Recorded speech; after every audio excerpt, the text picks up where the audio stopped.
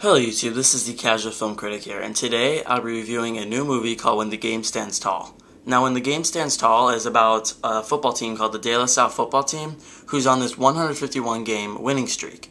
And eventually the streak is broken, and the whole movie is about how this football team and how the coach and sort of how all the families and towns surrounding this are affected by these hardships, and eventually this brings the team together to be a family. Now, this film does not come out until August 22nd, and I got an early screening to see it July 17th. It was really interesting because the actual author of the book which the movie is based on was there. So I found that really, really cool and really interesting. And as I said, the movie is about this football team who was on this gigantic streak that was broken. And probably one of the better parts of this movie is how it starts out with this team on this streak, and how you can see how they're kind of like a team, yet they don't all agree with each other, they don't all like each other.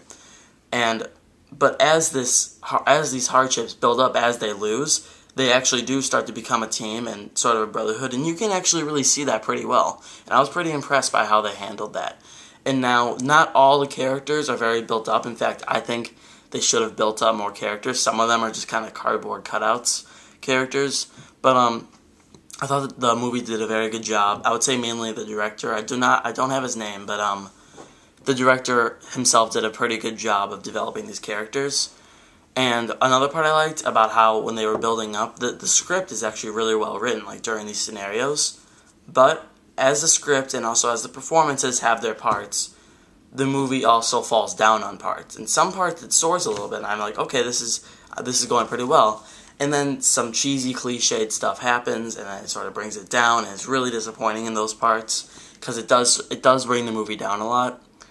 And sometimes scenarios happen that are not only cliched, but specific, serious scenarios happen that I don't want to share with you because I feel that it's a spoiler, but it's in the trailer, but don't watch the trailer if you do plan on seeing this movie. And the movie forgets about these parts that happen, and it brings it up at the end of the movie, but it's totally irrelevant because it had no relevance until the end of the movie, and it barely had any relevance then. So that's something that really bothered me. I don't want to say what happened because I feel like it's a big spoiler. It spoiled it for me in the trailer, and I was kind of disappointing. It took away some shock value that I'm assuming should have been there. And the film overall, like when it gets through, it's very by the books. It's very cliched. It tries a little too hard to be Remember the Titans and Friday Night Lights, but what Remember the Titans and Friday Night Lights had, Remember the Titans dealt with a great amount of racism and sort of the team had its issues, and you could tell that. And so when serious stuff happened, it really hit you because you really cared about these characters. In this movie, When the Game Stands Tall, you don't really know these characters very well, and you don't really care about them as much, so it just doesn't have as much of an emotional impact as Friday Night Lights or Remember the Titans happened, specifically Remember the Titans. And Friday Night Lights dealt with the serious issue of football in Texas and how it really does affect everyone so much.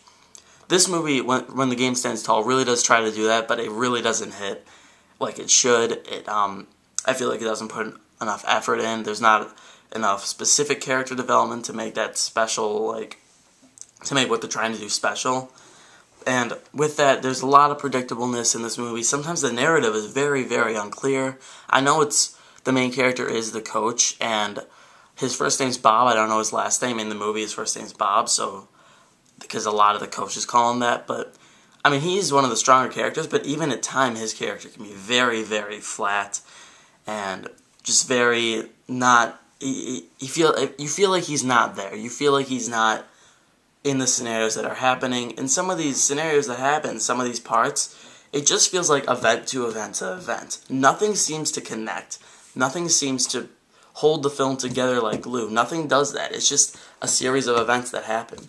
And when you do get to these events, like these specific events, you feel like the movie should be over. The movie feels like Wolf of Wall Street. I'm not going to lie. This movie felt incredibly long. But I can't find the time anywhere because I guess it hasn't been released yet, the length.